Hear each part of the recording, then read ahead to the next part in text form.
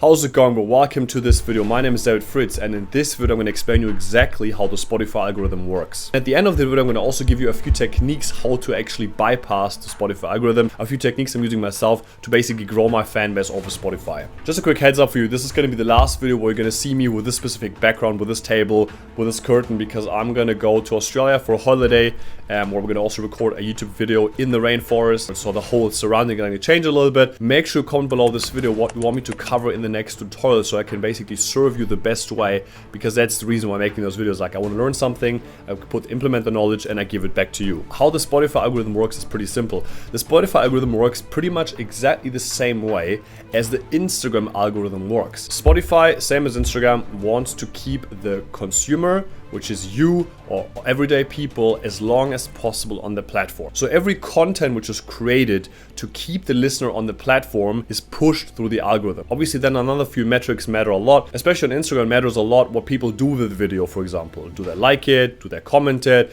Are they saving it? Do they sharing it with their friends? Are those friends sharing it to other people as well? That's when basically the Instagram algorithm knows, okay, this is a valuable video, we should push this through the algorithm and show it to new people. Nuts. So Spotify works pretty much the same way. So Spotify cares a lot about how many people actually listen to the song, and they listen to the whole song, maybe even go on your Spotify profile, because that gives Spotify the news, okay, this is a relevant artist, people like his music, people want to listen to more of his music, wants to listen to one of his tracks. If on the other hand Spotify sees that people skip your song and just like don't care about your music, and because your song, for example, is maybe too long, it goes for 10 minutes or whatever, is not exciting, doesn't create transitions, doesn't have like interesting moments in your music, then Spotify is gonna know, okay, this is an artist which we shouldn't push in the algorithm because people skip his music. People even leave the app because their music is so bad that they don't really enjoy it. So make sure you get your music first of all right. Ideally, because we're producing house music, I'm trying to release songs at the moment which go between 2 minutes and 3 minutes and 30 seconds, because this is like a good sweet spot where people like have interesting tracks, they can listen to it. It doesn't have a massive intro, it doesn't have a massive outro. I still create extended versions to people who buy my track, but the most important thing is that you also like create tracks which are short. So there's a few factors which matters the most to Spotify to decide if they want to push your track organically through the algorithm without you having to advertise it properly. The first metric is how many streams do you generate in the first 24 to 48 hours after the release date. The second thing which matters is how many streams do you generate over the course of the following 2 weeks.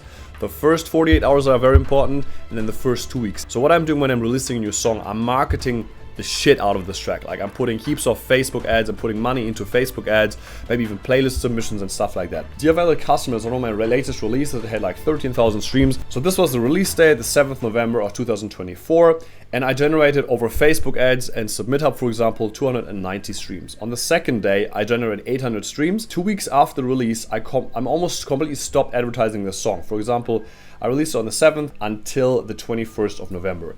That's when I pretty much kind of stopped advertising the track. But as you can already see, in the first 2 weeks, because I generated that many streams, the track still seemed to have like a lot of streams, like 300 streams a day, like 400 again. It went up and down. Now it's like about to go downwards again, but I'm not really advertising a lot. I'm putting maybe like 1 or 2 euros on Facebook meta ads, which is kind of like not really much, which is really interesting. So that basically shows, when you then again go on the playlist where this track was streamed the most, you can see that Spotify automatically just like pushed this track through the algorithm. The last 28 days generated 2,000 streams completely over Spotify organically, so I didn't have to pay anything. Spotify just does it automatically. In the last 7 days, radio still gave me a few streams, not many, but like 325 streams in 7 days is quite alright, I would say. So basically what this shows us is that once you push your track in the first 2 weeks, Spotify sees that as a big plus, especially if you advertise it through like really good Facebook ads. Spotify sees, hey, a lot of people actually like save, for example, the song, like 800 saves in the beginning, especially 150 people saved the song. Then it went down, obviously, like 24, but it's still, people save it still, even though I'm not really advertising a lot.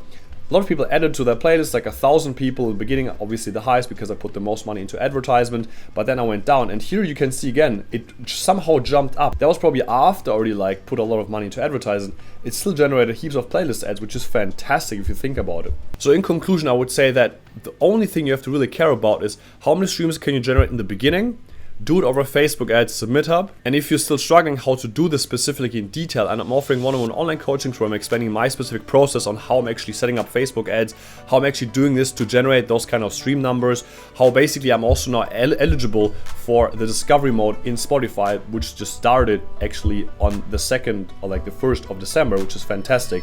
I have 5 songs which got put into the discovery mode, which is a massive tool for every artist to basically grow your tracks organically.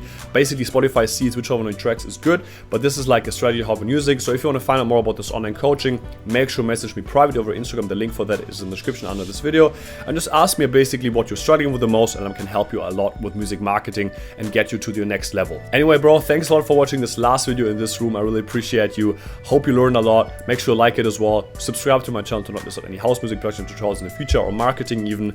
And I'll see you, bro, in the next video.